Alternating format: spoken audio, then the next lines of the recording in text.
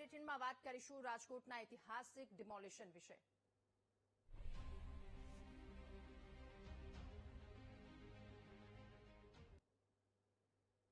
આજે રાજકોટના ઇતિહાસનું સૌથી મોટું ડિમોલિશન વિવાદોના અંતે જંગલેશ્વરમાં મહાનગરપાલિકાનું ઓપરેશન ડિમોલિશન। આજે નદીના કાંઠે ખડકાયેલા ગેરકાયદે બાંધકામો દૂર કરવામાં આવશે અને કોઈપણ સંજોગોમાં ડિમોલિશન કરવાની તૈયારીમાં હાલ તંત્ર છે।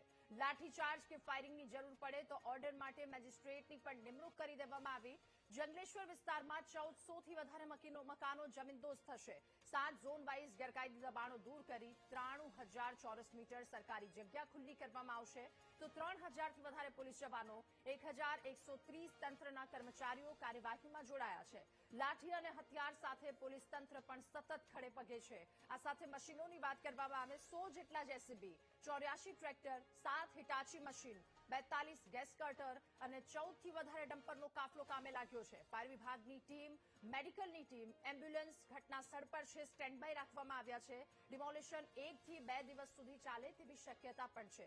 મ્યુનિસિપલ કમિશનર તુષાર સુમેરાએ ડિમોલિશન સાઇટનું નિરીક્ષણ પણ કર્યું। ત્યારે રાજકોટનું આ ઇતિહાસનું સૌથી મોટું ડિમોલિશન જંગલેશ્વર વિસ્તારમાં આજે કરવામાં આવ્યું છે, જેના પર સમગ્ર ગુજરાતની નજર કહી શકાય। આ કામગીરી માટે આ વિસ્તારને 7 ઝોનમાં વહેંચવામાં આવ્યો છે। રાજકોટના જંગલેશ્વર વિસ્તારમાં ડિમોલેશનની કામગીરી ચાલુ છે, ત્યારે આ ડિમોલેશન કયા કારણોસર કરવું પડ્યું છે તે હું બતાવવાનો પ્રયત્ન કરીશ। જે આ નદી જોવા મળી રહી છે હાલ, જેમાં ગાંડીવેલ છે, એટલે કે આ આજી નદી છે અને આજી નદીના રિવરફ્રન્ટ માટે જે પણ દબાણો નદી કિનારાની આસપાસ થયા હતા તે પાડવામાં આવી રહ્યા છે। આપ સીધા દ્રશ્યો જોઈ શકો છો, એક તરફ નદી છે અને હાલ જે આ બુલડોઝર છે તે ચાલુ છે, એટલે કે એક તરફ જે આજી રિવરફ્રન્ટને લઈને કોર્પોરેશન દ્વારા છેલ્લા ઘણા વર્ષોથી તૈયારીઓ કરવામાં આવી રહી છે, પરંતુ દબાણના કારણે જે આજી રિવરફ્રન્ટ છે તે પ્રોજેક્ટ પૂર્ણ થતો નહોતો, પરંતુ હવે જે પ્રમાણે ડિમોલેશન છે તે કરવામાં આવી રહ્યું છે અને આપ સીધા દ્રશ્ય જોઈ શકો છો। આજી નદીથી જે આ દબાણો કરવામાં આવ્યા છે ત્યાં દબાણોમાં જે આ દાદાનું બુલડોઝર છે તે ફરી ઉઠ્યું છે। એકી સાથે 8 થી 10 જેટલા બુલડોઝર એક જ વિસ્તારમાં આજે કામે લાગ્યા છે અને હાલ જે પ્રકારે ગેરકાયદેસર બાંધકામ છે તે દૂર કરવામાં આવી રહ્યું છે। આપ સીધા દ્રશ્યો જોઈ શકો છો, જે પ્રમાણે જેસીબી છે વહેલી સવારથી જ આ પ્રકારની કામગીરી છે તે કરવામાં આવી રહી છે। 3,000 પોલીસ કર્મચારીઓનો સ્ટાફ છે તે આમાં ખડે પગે જોવા મળી રહ્યો છે। સાથે સાથે કોર્પોરેશનની ટીમ છે, પીજીવીસીએલની ટીમ છે તે પણ ઘટના સ્થળે છે, એટલે કે આ કામગીરી છે તે 1 થી 2 દિવસ સુધી ચાલે તેવી શક્યતાઓ છે। જે પ્રમાણે દબાણો છે છેલ્લા ઘણા વર્ષોથી અહીંયા આજી નદીના આસપાસના વિસ્તારોમાં દબાણો કરવામાં આવ્યા હતા અને આ દબાણોને લઈને જ ક્યાંક ને ક્યાંક હવે કોર્પોરેશન દ્વારા આ દબાણો છે તે દૂર કરવામાં આવી રહ્યા છે। જે પ્રકારના દ્રશ્યો આપ જોઈ શકો છો, આ નદી કિનારાની આસપાસના આટલા મોટા મોટા બાંધકામો છે તે થઈ ગયા હતા, છેલ્લા ઘણા સમયથી આ પ્રકારના બાંધકામો થઈ ગયા હતા, તેને જ લઈને ક્યાંક ને ક્યાંક કોર્પોરેશનની ટીમ દ્વારા હવે આ દબાણો દૂર કરવાની પ્રક્રિયા છે તે આજે વહેલી સવારથી હાથ ધરી છે, એટલે કે 60થી વધારે જેસીબી મશીનો છે તે કામે લાગ્યા છે, હિટાચી મશીનો છે, સાથે સાથે ટ્રેક્ટર સહિતના જે અલગ અલગ જરૂરિયાતો છે તે પણ અહીંયા જોવા મળી રહી છે।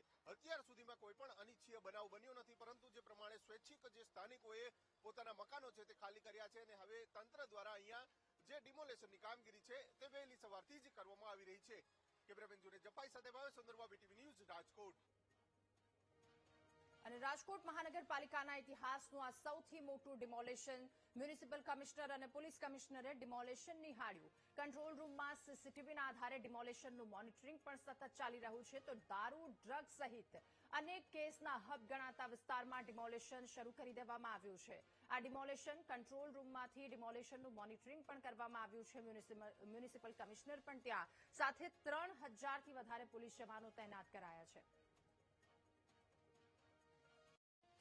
સૌરાષ્ટ્રનું સૌથી મોટું ડિમોલેશન જંગલેશ્વર વિસ્તારનું આજ સવારથી જ હાથ ધરવામાં આવી રહ્યું છે। ત્યારે રાજકોટના કંટ્રોલ રૂમ ખાતે હું પહોંચ્યો છું ને જ્યાં અત્યારે રાજકોટ મહાનગરપાલિકાના કમિશનર જે તુષાર સુમેરા સાહેબ અને રાજકોટ પોલીસ કમિશનર બ્રિજેશ કુમાર ઝા સાહેબ સીધા જ તેઓ સીસીટીવીની નજરથી અત્યારે જે નજર રાખી રહ્યા છે ને આ દ્રશ્યો છે અત્યારે તેઓ સતત મોનિટરિંગ કરી રહ્યા છે। જે રીતના ડિમોલેશનની કામગીરી હાથ ધરવામાં આવી રહી છે તેને લઈને સતત મોનિટરિંગ કરવામાં આવી રહ્યું છે। તાત્કાલિક જે વસ્તુઓ પ્રોવાઈડ પૂરી પાડવાની થાય, અહીંયા કઈ રીતનું ડિમોલેશન કરવાનું થાય તેને લઈને સતત તેઓ માર્ગદર્શન આપી રહ્યા છે રાજકોટ મહાનગરપાલિકાના કમિશનર સુમેરા સાહેબ આપણી સાથે છે. સર, આજે રાજકોટનું અને સૌરાષ્ટ્રનું સૌથી મોટું ડિમોલેશન અને કઈ રીતની કામગીરી? અમારા જેસીબી થી લઈને મશીનરી અંદર છે, આખી ટીમ છે. હાલ ગ્રાઉન્ડ ઉપર 3000થી વધારે પર્સનલ છે અને પહેલી 1 કલાકમાં લગભગ 250 જેવું અમે યુનિટ્સ ડિમોલિશ થઈ ચૂક્યા છે. સાહેબ, સીસીટીવીથી સતત મોનિટરિંગ થઈ રહ્યું છે. કઈ કઈ વસ્તુઓ મોનિટરિંગ કરવામાં આવી રહી છે? શું વસ્તુ ધ્યાનમાં રાખો? એ સાથે ટીમોનું અહીંયાથી મોનિટરિંગ થઈ રહ્યું છે અને એ ઉપરાંત અમે અહીંયા સીપી સાહેબ બધા છીએ, એટલે જે ડિપાર્ટમેન્ટલ કોઓર્ડિનેશન કંઈ પણ કરવાનું થાય એ આ કંટ્રોલ રૂમથી થઈ રહ્યું છે. It is a joint control room અને અહીંયા જ અમે ડ્રોન વ્યૂથી સતત અમે મોનિટર કરી રહ્યા છીએ. ડ્રોન વિઝ્યુઅલની મદદથી સતત તેઓ મોનિટરિંગ કરી રહ્યા છે અને આ કંટ્રોલ રૂમ ખાતે રાજકોટ મહાનગરપાલિકાના કમિશનર અને પોલીસ કમિશનર સાહેબ આપણી સાથે છે. તેમની સાથે વાત કરશું કઈ રીતનો બંદોબસ્ત, કઈ રીતની વ્યવસ્થાઓ છે તે ગોઠવવામાં આવી. બ્રિજેશ કુમાર ઝા સાહેબ સહિતના તમામ લોકો અત્યારે પહોંચ્યા છે અને તેઓ સતત મોનિટરિંગ છે કરી રહ્યા છે. હું ડિસ્પ્લેના માધ્યમથી દેખાડવા માંગીશ કે કઈ રીતનું ડિમોલેશન છે તે હાથ ધરવામાં આવી રહ્યું છે. સૌથી વધુ આ જે વિસ્તાર જે અત્યારે બનાવવામાં આવ્યો છે, આ વિસ્તારના જે ગેરપ્રવૃત્તિ સૌથી વધુ અહીંયા જોવા મળતી હોય છે. દારૂ, જુગાર, ડ્રગ સહિતની અનેક વસ્તુઓ અહીંથી ઝડપાતી હોય છે. વારંવાર આ દૂષણનો અડ્ડો હતું તેવો વિસ્તાર પ્રથમ ડિમોલેશન કરવાની કામગીરી છે તે ત્યારે મહાનગરપાલિકા દ્વારા શરૂ કરવામાં આવી છે. ત્યારે ચુસ્ત બંદોબસ્ત વચ્ચે અત્યારે ડિમોલેશનની કામગીરી છે તે શરૂ થઈ ચૂકી છે. કેમેરામેન નિશ્ચિત ગઢિયા સાથે સની મયર, વીટીવી ન્યૂઝ, રાજકોટ.